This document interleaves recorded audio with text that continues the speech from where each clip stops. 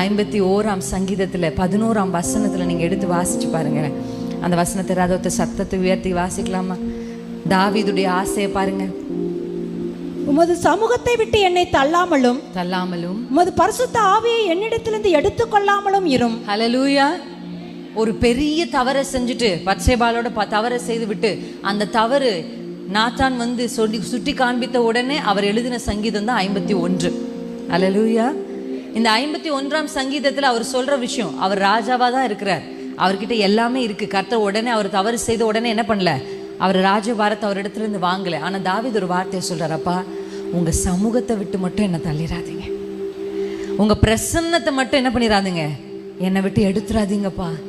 உங்க பரிசுத்த ஆவியானவர் என்னை விட்டு என்ன எனக்கு எது போனாலும் சரி. தாவீதுடைய வார்த்தை என்ன, எனக்கு என்ன போனாலும் சரி, ராஜபாரம் போனாலும் சரி, எது போனாலும் சரி, எனக்கு தேவை உங்க பிரசன்னம் தான். ஹல்லேலூயா. தேவ பிரசன்னத்தை முக்கியப்படுத்துகிற ஒவ்வொருவருடைய வீட்டிலும், ஒவ்வொருடைய குடும்பத்திலும், ஒவ்வொருடைய வாழ்க்கையிலும் கர்த்தருடைய ஆசீர்வாதம் வந்து தங்கும். எத்தனை பேர் நம்புறீங்க? ஹல்லேலூயா. ஆமென். அந்த பிரசன்னத்தை எத்தனை பேர் வாஞ்சிக்கிறீங்க?